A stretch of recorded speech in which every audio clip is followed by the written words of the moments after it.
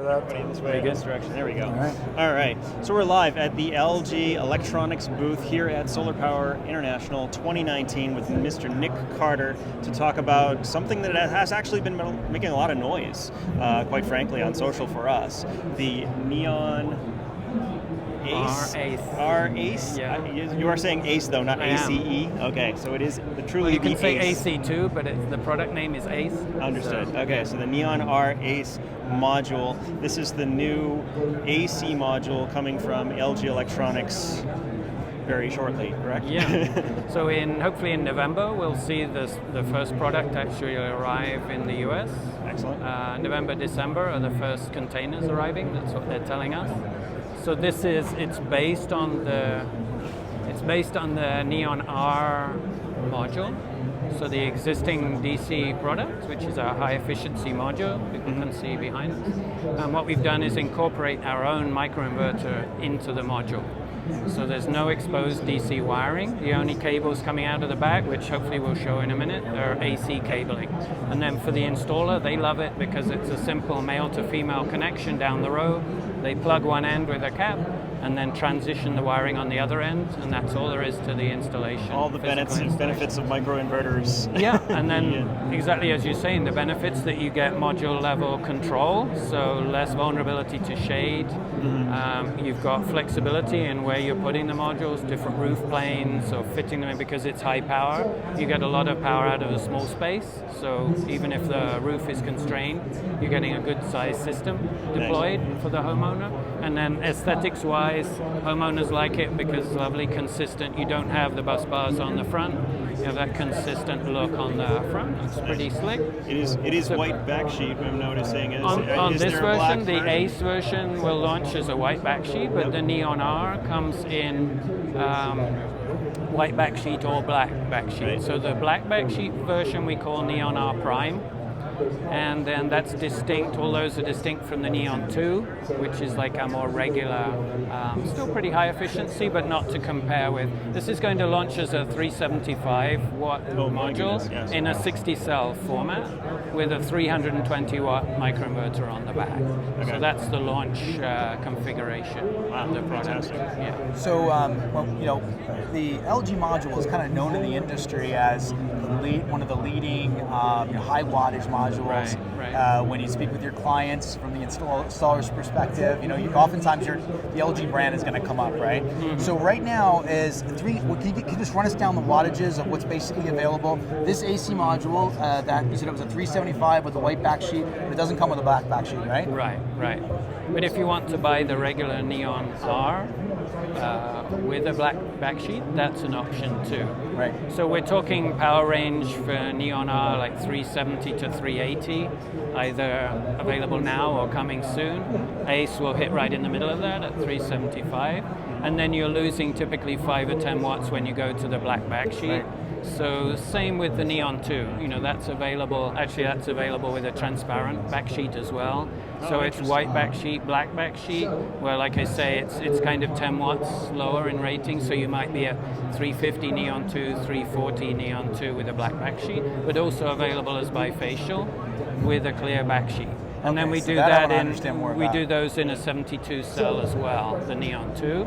So just for commercial projects, larger, carport projects, that kind of thing, we have a 72 cell version of the Neon 2. So it's like two branches, Neon R, back contact, higher efficiency, highest power rating. Neon 2 is more typically a bread and butter for a residential installer, but available in 3 flavors. So white backsheet, black backsheet, and then transparent.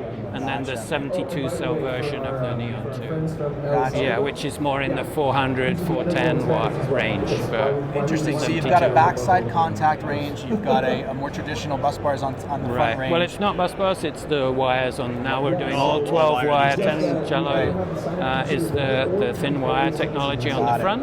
So you get less shading from a broad bus bar, and then you're getting some reflection of the light actually off the bus bar that still gets caught in the cell. So it's better to have something in cross section like this, where you're getting light rather than something flat obscuring the cell, and then anything just heads back out. So there's nothing to gain. Yeah, so you'll see on the Neon 2 modules, you'll see those fine wires on the front. And then we also... Yeah, getting everything you can. Yeah, just that's where we're at, right? Trying to squeeze every last watt to get us 340, 350, and always rising. And then we have the demo there with the like the roof canopy, the carport mock-up, and then they're showing you the module with the different backgrounds, because then with the bifacial, what matters is that surface, what's underneath, and how close you are. Also how close together the modules are, the rows, but it's your albedo is, and that can be dramatically different from if it's dirt, grass, or if it's like a white TPO membrane on a roof, you're getting maybe 30% reflection from that. So the production from the module rises accordingly, but as a manufacturer, we don't know where the module's going. Right. So we're selling you a 400. If it's over a white, or if it's over snow, we get a lot of interest from geographies where you're getting snow. Sure. You're getting high reflection from that snow. So that might turn into, perhaps a 410 or a 415 effectively for that customer. Right. But the next one, if they're putting it on a residential, well, not a residential roof, but on asphalt or over dirt, you're not getting that same kind of benefit. Are you watching some of those? I noticed over on this little area here, you had a couple of example systems that were being monitored, right? So you could see the systems performing. Are you getting some visibility on some of these more exotic panels, like for example the bifacials or? So we have a bunch of test sites. The ones you were looking at were specifically for the Neon R ACE module. So those were our test sites prior to launching this product. Right, this only just launched on Tuesday. Was it right? Yeah, I think so. It always seems like it's a long time already. We've only been here 2 days, but busy is good. But yeah, we've got test sites running for this, but we also have test sites specifically for the bifacial reflectivity to see what you get in the real world, because it's kind of hard.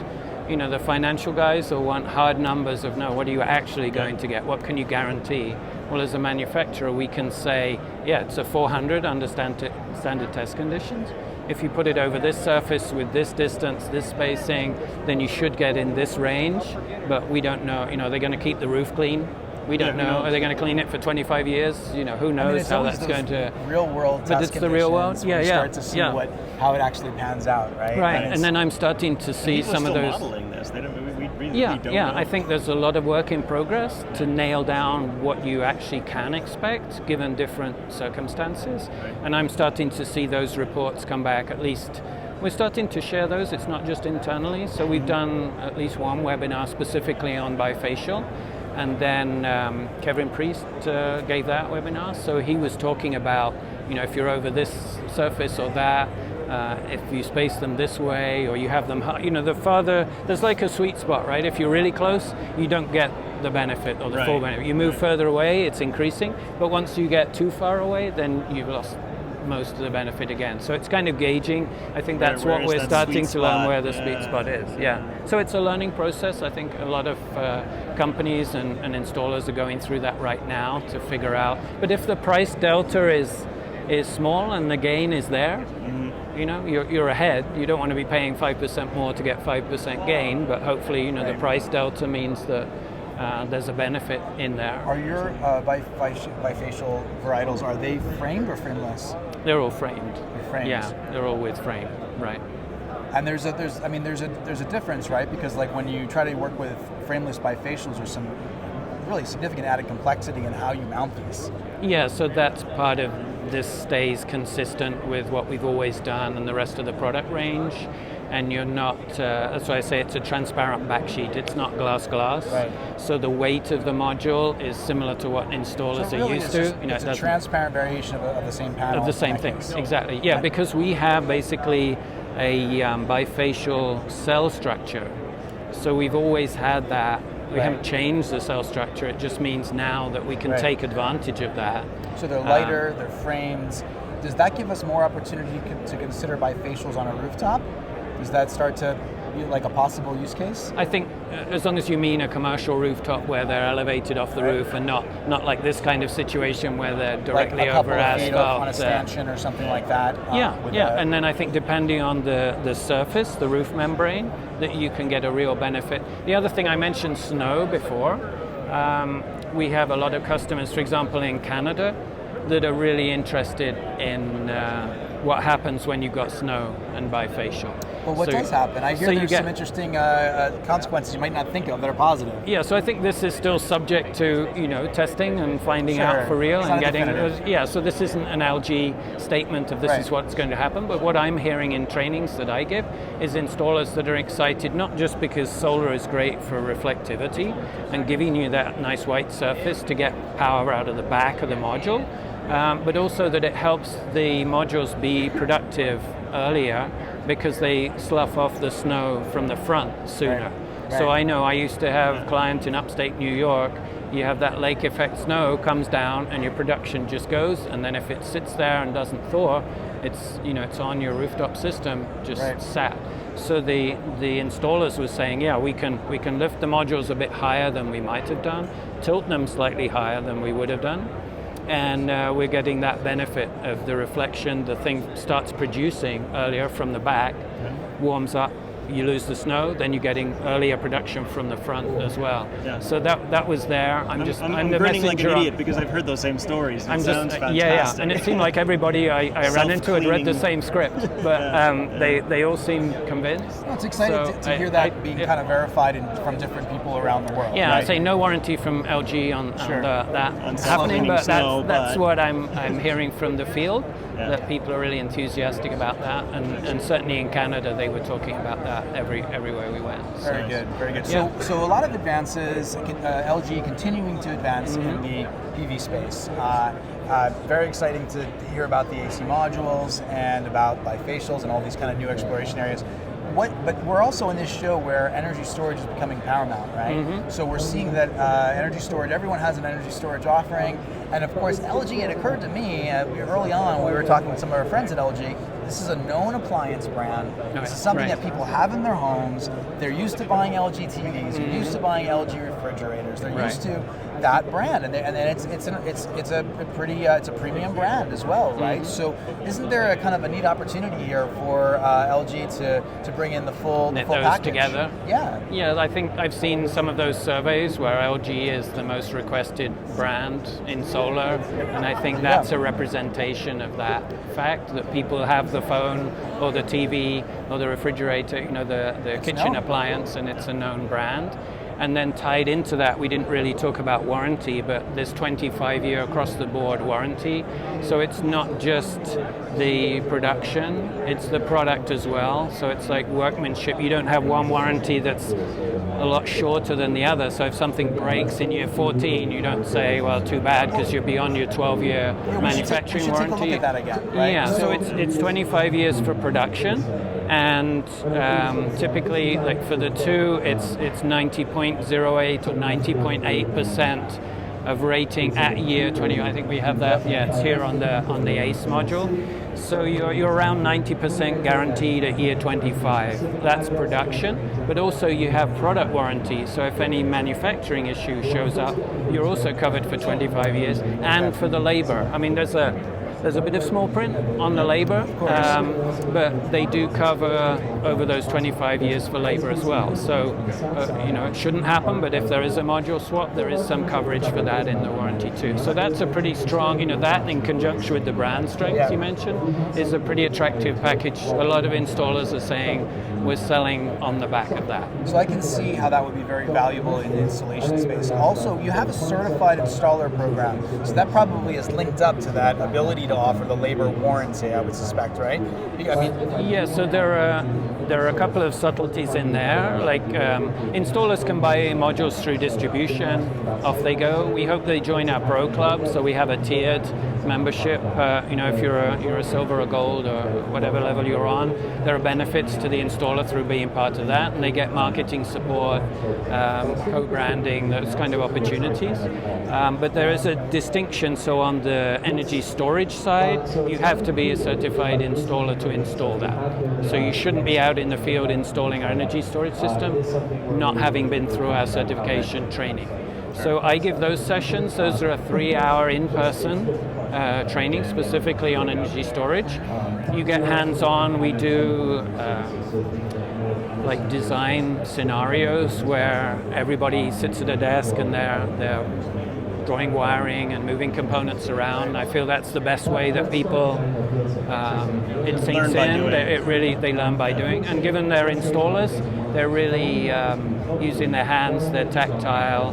They don't want to be sat listening to me talk to a PowerPoint. They want to be Lecture doing. session, yes. So I have a kit of parts I bring to these training sessions. We keep the group small, and then everybody gets to move around the components, make sure they know what's needed for DC coupling, AC coupling, and that they internalize the connections between the pieces, how they go together, where the wiring runs, how the metering fits in, all those things.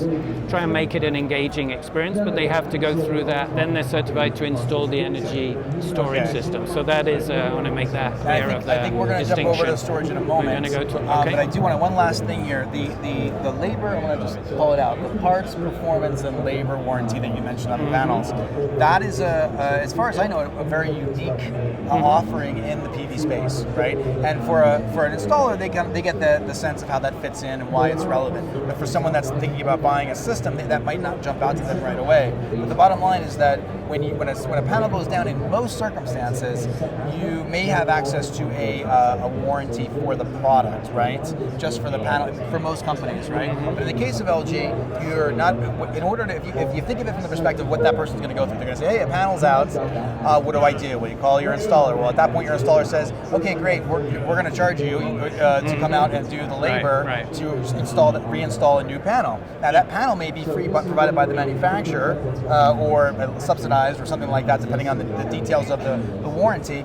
But in your case, we're talking about not only is the panel covered as long as it's within the parameters of the warranty, years, but the labor, and so you don't have additional cost, right? That's the nature of the offering. Am I correct? Yeah, but I think part of it was when you said if it's within the terms, like with another manufacturer, if the product warranty is only, say, 10 or 12 years, and you're in year 14, then when the customer goes to the installer is going to say, yeah, I know I said 25 years of performance, but we're not talking about performance. This is, something to do with the frame or the devil's in the details here, right? Yeah. So this makes it nice and straightforward. The homeowner knows 25 years, the installer knows 25 years, and it's like, no, there's not going to be a little loophole. The only thing is, like I said, this really shouldn't happen, but there's a limitation on the labor. So it's not if it's multiple truck rolls. The number of installers I've talked to, and plenty of them have said they've never had to, knock on wood, they've never had to replace an LG module. So we always like to hear stories like that. But if they did, they know that truck roll is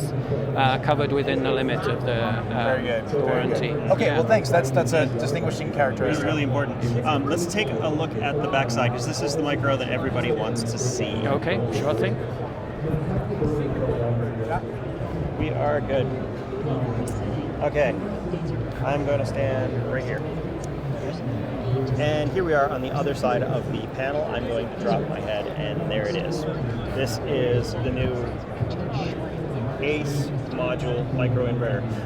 Pretty nondescript little silver box. Yeah, so as long as people know 320 watts AC, and it'll connect either to a 240 volt or 208 volt AC grid, so it has that capability native. And then I guess the other key number is you can put up to 12 of these on a 20 amp breaker. So for the installer, that's just their magic number for if I'm doing more than 12, I'm putting in multiple breakers and splitting my system. Sure. But otherwise up to 12. And like we said, 375 watt DC rated module, 320 on the AC side. And then it's very straightforward. You have these just AC cabling exposed. You'll see there's no DC wiring up here exposed. The only connection to the module is inside the case here. You're only dealing with AC cabling, and you have a male on one side, female on the other, and you're just connecting those together as you go down the chain. Super simple. And then, super straightforward. We have an extension or transition cable we'll show you in the cabinet. That's really your only balance of system. That comes with end caps on it. So you're taking an end cap off one of those, putting it on the far end, plug that end, and then you plug the cable itself into this end, strip the jacket, strip the conductors, and that's your transition into your regular wiring in the junction box. So that's it. There's actually a disconnect tool as well that we have in here. Okay. But basically that is your balance of system. If you have to, bridge a gap, you've got a vent or a skylight or something, then again you're using that same cable just to bridge male to female across the gap. It's outdoor rated, it's a tray cable, so we've got the installer covered. And then the other thing I like to mention to people is even if you're doing 2 sets, maybe you go beyond the 12, you're doing 20 modules, 2 sets of 10, you just cut that cable in half, you use one half for transitioning one side and one half for the other. So you're still only carrying that one cable onto the roof with the end caps on it, and you're good to go. Yeah. So I think from the installer, I'm always looking, with a background in installation, always thinking of the installer, what's the experience like for them. The connectors have a good click, good definite tactile feedback, and they're keyed so they can only go in one way. Don't prove me wrong, installers out there. Yeah, please don't do that. I've heard some horror stories recently, but not LG specific. So I think looking at all those different aspects, that's part of the excitement with the product. One thing that occurs to me with that warranty, back to the warranty. I mean, talking to a guy that's installed for about 9 years in Maui. So when I think about having an AC module where the microinverter is covered under the same warranty as the panel, and then I kind of consider what that warranty process might be, it's very simple. You're dealing with one company, you're not dealing with multiple companies, and you have parts, performance, and labor on everything. So that's actually a really comforting thing from the perspective of an installer, because you're in the middle of that communication with your client. Right. Of course, you have longevity and credibility of the product itself that probably will last a long time and not need to exercise that warranty. But if you do, then you just know exactly. It's nice to know it's there Very in the simple. background, and it's one SKU. So although we've had people asking, is the micro field replaceable? It's not. It doesn't look No. So that means, I can understand people asking, can I just go in and if there's a problem, I just pop that out and pop a new one in? But then this means that LG can control the quality of the assembly in the factory. So the thing ships factory assembled and you don't have that step. So that means if you do have a failure on either side, you're replacing the whole thing. Sure. So if the micro fails, then you're replacing it just like a module failure. Like you're taking out the whole thing, plugging in the new one, and off you go. It is an efficiency in that process, because when something goes out in the field, you first ask yourself, in the case of a microinverter, is it the microinverter what's or the problem? is it the panel? Right. And then you're looking at, from the panels, you're looking at things like bypass diodes, because you'll see 1/3 go down when the bypass diode goes out. Yeah. Or in the case of micros, you might be looking at something else. I guess I can't think of the actual things that happen with them. But in this case, you just say, okay, we have an issue, let's call LG, and then it's generally going to be covered. Do the RMA process. That is a nice process in my mind. And then with the monitoring, we have EnerView is our monitoring and commissioning app and website, ENERVU. Yeah. And that gives the installer a straightforward way to commission the system. Basically, you're just entering how many modules are you expecting to see. Yeah. That's it. So you're expecting 12, you punch in 12. It's going to start looking on the network to see, okay, and then it'll populate. Yep. That's setup process. Yeah, straightforward interaction for the installer. Yep. And then for the homeowner, they get that same kind of visibility of individual module performance, aggregate energy production for today or this week, or graphing, the typical things we see in monitoring. There's a mobile app? There's a mobile app, both platforms, iOS and Android for the mobile app. But the key things, I've been holding this sheet all this time, so there you go. so this is I was pushing to distill all that process down into one sheet. So this actually comes with our gateway, our communication, our Enerbox unit, and I'm hoping that installers will use this as their kind of cheat sheet, as a guide for, firstly, which steps can I do before I go to the job site? Like I can set certain things up, I can get the homeowners log in, I can have my account set up, I'm not waiting doing that stuff at the job site. Which things do I have to do at the job site? So I install the Enerbox, I make the connection with it with my phone. I then make sure it's connected to the network, to the router, so either direct wired or Wi-Fi, and then make sure it finds all the modules. Make sure I have my stickers on my module map, so I remember to pull the sticker off each module and put it on my map. There's a sticker on the gateway, I put that on my map as well. So all those steps are in here. It tells you which lights you should see of the LEDs on the Enerbox, and then which steps do I do when I get back to the office. Yep. So really that comes down to translating the map that I made when I did the physical installation over onto a map on the website of, we have 4 modules facing this way, and we have 8 modules facing this way, and I drag the little modules around on the display, and then I drag the ID numbers for each module onto that map. It's easier to do that on a PC, so do that back at base, not trying to do that on your phone, but everything else is phone-based. And then the last step is you just basically set the system live, and the homeowner confirms that, and we're good to go. Fantastic. Sounds very straightforward. Now, one of the questions I have, once again, going back to the position of when something is installed and then later on down the road you hear, I can't see my system, right? Right. So what are the communication protocols or mechanisms here from this Enterbox, I think you called it? Enterbox, yeah. Is it wireless? Is it Ethernet over power line? Is it, you have options? Yeah, or? so there's two sides to that. The Enterbox talking to these guys is power line. Okay. So it's through the system wiring, through this AC wiring talking. But one thing that LG have done in that process is it's what they call a hop system. So you don't have to talk directly to the farthest microinverter. As long as you can reach the first one, they'll communicate within the system. Yeah. So as long as the neighbors can talk to each other, you can reach that one that's around the far end near the chimney. That sounds like something you talked about before, like a Hive thing or something. Like a mesh network. Mesh networking. But this is through the power line. Right. So I think that, certainly based on the test lights, seems to be a robust setup. Yeah.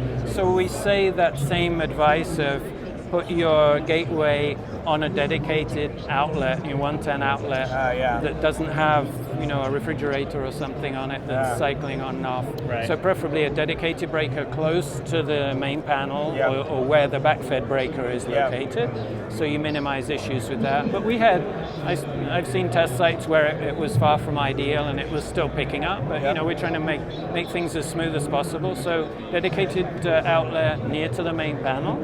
And then, so that's on the production side, on the PV side, and then from the gateway you can either do a hardwired network connection to the router, which I think I would always recommend for peace of mind and robust connection. Of course. But I can also understand if you're going to be crawling under the house and running, you don't want to be running your network cable.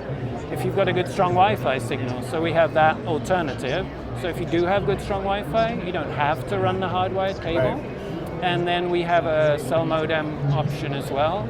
I'm just waiting to hear the final approved list of suggested cell modem, which just plugs into the Enterbox in the same way. Right.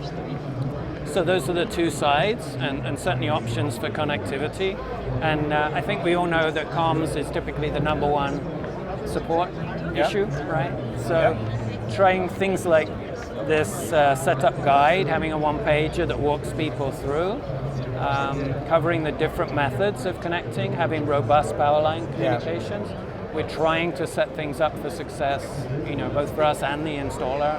It's a big piece of the puzzle, and I think across the industry it's a big piece of the puzzle because the reality of it is that if communication problems do surface, and you're talking, there's time, there's admin time involved in trying to help, and then of course sometimes there's a truck roll just to go out there and replug in a system, We all want to avoid that. Well, that's a huge thing. So it's good to hear there's some innovation steps there and making the comp more and more stable over time. So that's great. Yeah, very good. So do we want to touch on? I want to talk about storage, but there's the one question that everybody's been asking me about this. Price? I have to ask. Price is not actually it. That's good. Yet. Okay. This box. Yeah.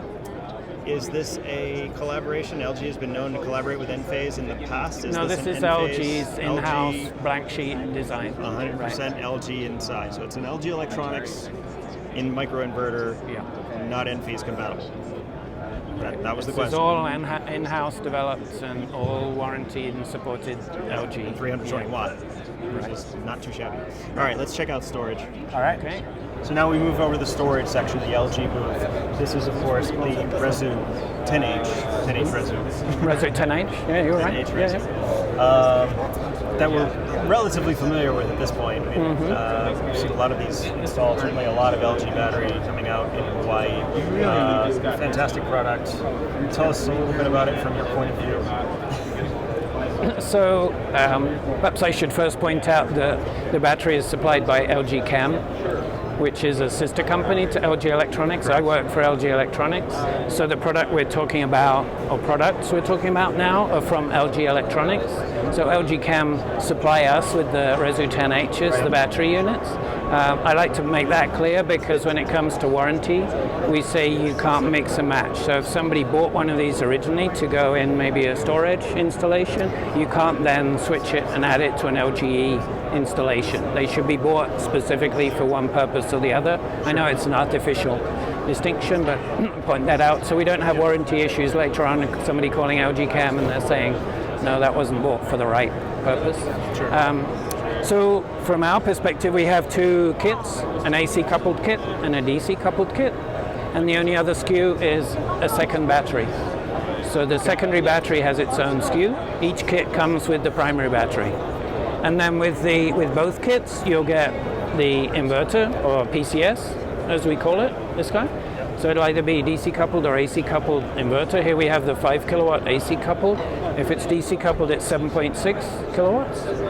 You'll also get the automatic transfer switch, which is next to you right now. You'll get a meter and CTs included. And then if you're buying the DC coupled kit, the only extra piece is rapid shutdown units. So depending on if people are on NEC 2014, you get 3 rapid shutdown units, so they're string level. Okay, they're not module level, they're string level.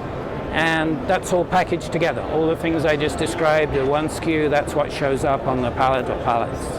And then, like I said, if you want to add a second battery, separate SKU, order one of these. If you want to go beyond NEC 2014 to 2017 and have your module level rapid shutdown, then we just completed testing with Tigo optimizers. So not just the rapid shutdown version of Tigo, but the optimizer one. So that means you get your rapid shutdown, you also get optimization, and you get module level monitoring in that. So it depends on the market. Some people are good to go with what we ship them. Others will be adding that extra set of equipment. So that's the overall breakdown. And it's basically 9.8 kilowatt hours nominal in each Resu 10H, 9.3 usable. So you're going up to a maximum of 18.6 kilowatt hours of usable energy in your system.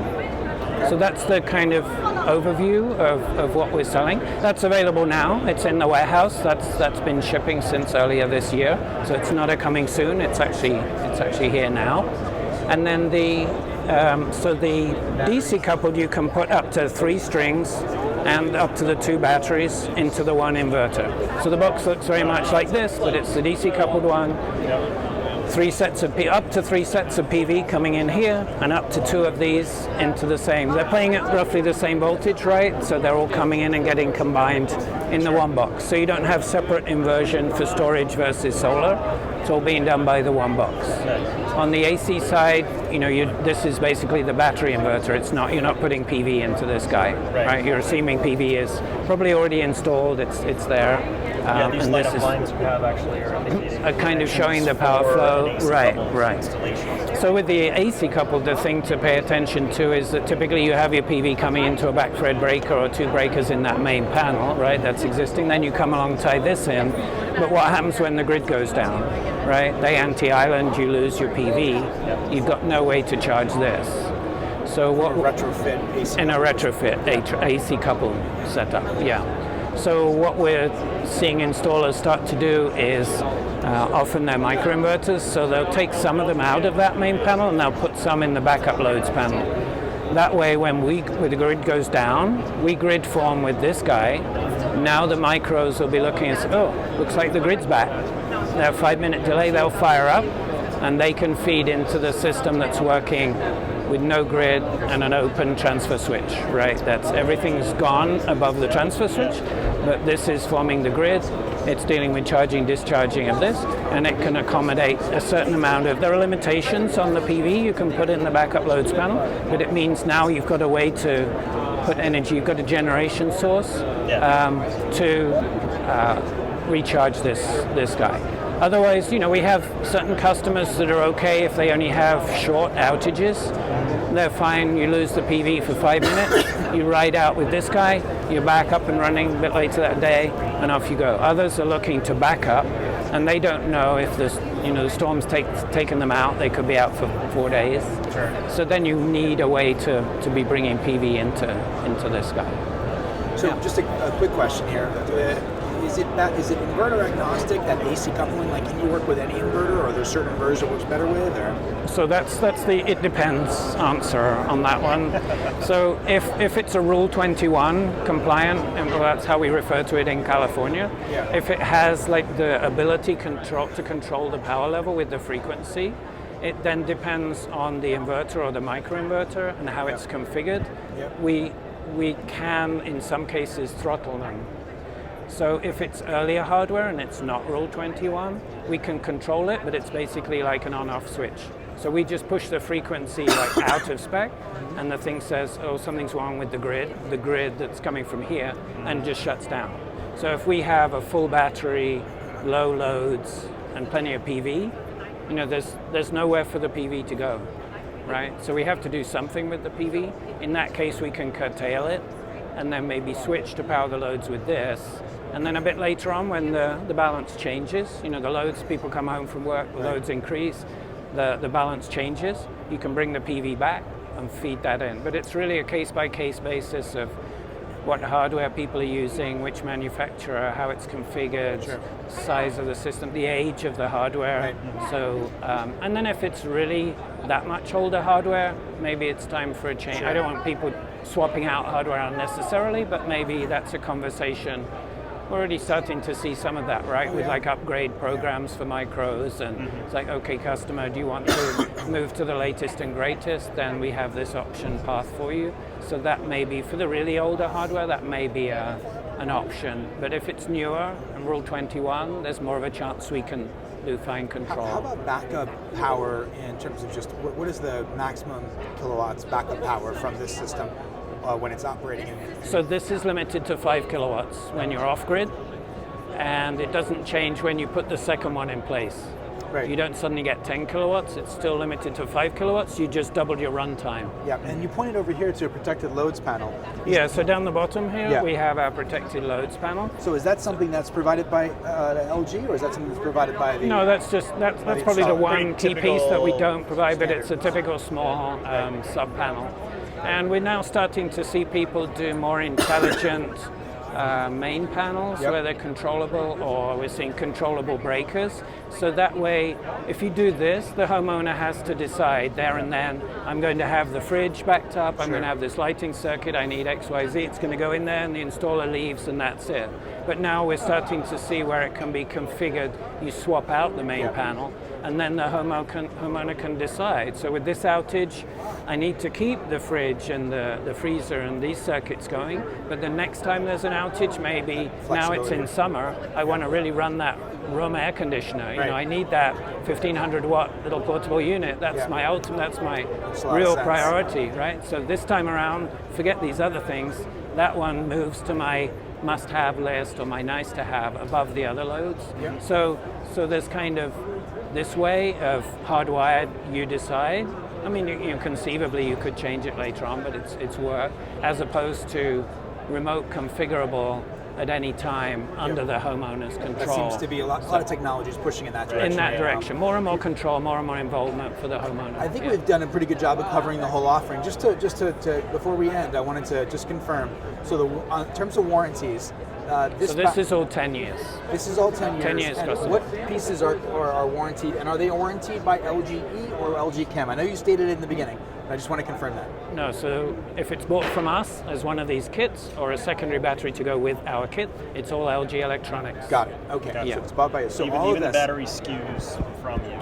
Yeah, that's why I was saying at the beginning we don't want crossover. Understood. So although it's supplied to us from LG Chem. So 10 years, LG Electronics, right. As long as it's bought under everything, those like circumstances. inverter, battery, transfer switch, meter, all the whole pieces thing. of that kit, 10 years. So it's nice and straightforward. And then on the PV side, the PV... All 25 years, like we talked about and before. how about those boxes, the Enterbox too? Yeah, I think that's maybe 2 years for that. It's an important piece yeah, of the that's puzzle. there. Okay, great. Got it. So that's pretty But comprehensive. we need to give HQ feedback that needs to be, yeah, but not 25 years, part of but the maybe. package. Yeah, maybe we can get it more than 2 years, but Sure. yeah. My recommendation is wrap it all in. So, As long as possible, right? It's been really great to speak with you, Nick. Likewise. And really think we have a much better understanding now of the comprehensive offering by LG. Very excited about innovations on the PV side, and then this new outreach towards storage as well.